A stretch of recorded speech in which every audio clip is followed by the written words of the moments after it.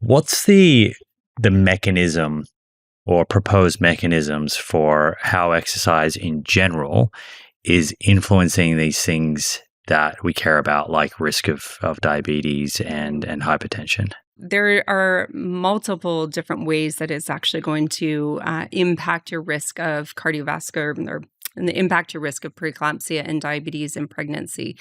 So I'm actually a cardiovascular physiologist by training. So we'll talk about cardiovascular side of things first. So with preeclampsia, we know that there is going to be adverse impacts to how the blood vessels actually respond to exercise.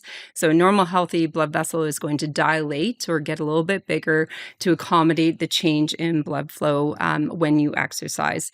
When we develop things like preeclampsia, the blood vessels tend to get quite stiff. And so when you have a change in blood flow going through those blood vessels, you're going to have a resulting increase in blood pressure. And so it's the blood vessels themselves that are not functioning quite as well as they would otherwise. We also see changes in the sympathetic nervous system as well, so your body's fight or flight response. So this is elevated in every pregnancy. It's a very normal adaptation to actually have a doubling in your resting sympathetic nervous system activity. But it seems to be elevated again in gestational hypertension, which is just an increase in blood pressure. And so the combination of the changes in your blood vessels, but also in your sympathetic nervous system, does contribute to the development of high blood pressure in pregnancy. Is there a difference between gestational hypertension and preeclampsia? Yeah, great question. So we actually have three different types of high blood pressure during pregnancies. So the two that we talk about the most are those that develop first in pregnancy. So preeclampsia is high blood pressure plus end organ damage. So most typically we'll be looking for protein in the urine or blurry vision or headaches. Those are key signs of preeclampsia. Whereas gestational hypertension is high blood pressure without those other factors. Does exercise affect the term, whether a baby's preterm or full term? Three of the reasons that women tend not to exercise during pregnancy is because we have this longstanding belief that exercise might increase your risk of having a miscarriage, having a small baby, and being born early, so before 37 weeks. And so again, going back to the 2019 guideline development, those were three outcomes that we specifically looked at. We did not see any increased risk of having a preterm birth, a small baby, or having a miscarriage in women who exercise compared to those who don't. And sorry, just to double back on the diabetes and hypertension mechanisms. Side of things, Yep. because I kind of changed topic there, and I realized that what I think would be interesting for people to understand is how is exercise, whether it's aerobic or resistance training, influencing the body's ability to get glucose into cells and keep blood glucose down, or influencing the arteries and their function and keeping blood pressure down? Totally. Actually, I'm going to back it up even further, if you don't mind. Yeah, let's do it. We have plenty of time. So I think one of the things that we don't appreciate enough are the incredibly profound physiological adaptations that happen across pregnancy. So in the 9 months of pregnancy, we end up having a 50% increase in the blood volume, or the amount of blood that's circulating through the body. To be able to accommodate this, the amount of blood that the heart is actually pumping goes up by 30% as well. The heart also gets bigger and stronger, which is pretty incredible. But when we talk about metabolism, so the mother's metabolism is going to be increased by 20%. Part of this is because she needs to grow a baby. She has to grow an entirely new organ called the placenta. And then she has to be able to support the baby as well. But the primary source of fuel for the growing baby is going to be glucose.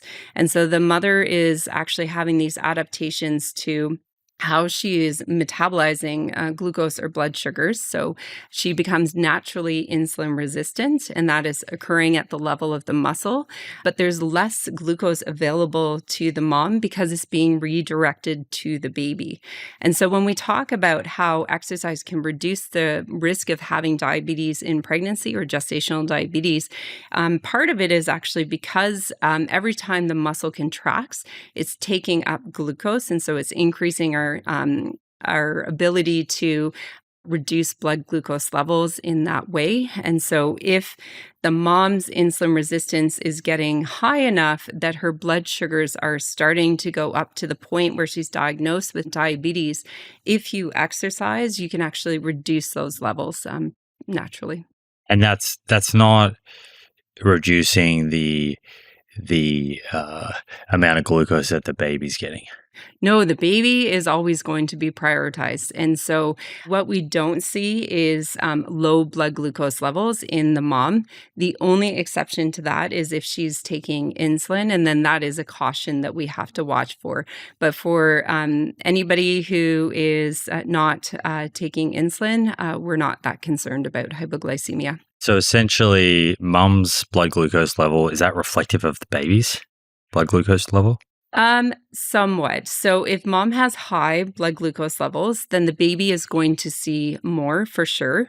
It causes some downstream issues. So with the growing baby, as it's developing and it's seeing higher levels of blood glucose, the baby actually produces its own insulin from the pancreas, but the pancreas is pretty underdeveloped, especially early on. And so that actually can induce some changes in the development of the baby. But we also do have the placenta that is a bit of a barrier. So there is going to be a little bit of a buffer in terms of the amount of glucose that the baby will see. Today's episode is proudly brought to you by 8 Sleep. Here's one thing that many people don't realize. As the temperature outside rises, our sleep quality tends to drop.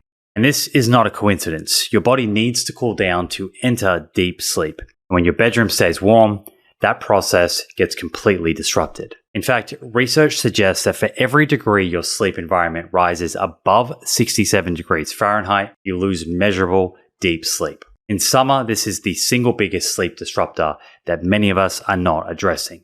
The Pod 5 by 8 Sleep is designed specifically for this. It's a smart cover that sits on top of your existing mattress. You don't need to replace anything, and it actively cools your sleeping surface down to 55 degrees Fahrenheit all night, automatically, even when it's 90 degrees outside. It also heats from 55 to 110 degrees Fahrenheit, so it works all year round. And because it's dual zone, you and your partner each get your own temperature, independently controlled. The results, users see up to 34% more deep sleep and tend to fall asleep 44% faster. Individual results can vary. 8 Sleep also tracks heart rate, HRV, respiratory rate, and sleep stages at clinical grade accuracy. No wearable required. The pod is not a medical device and should not be used as a substitute for professional medical advice.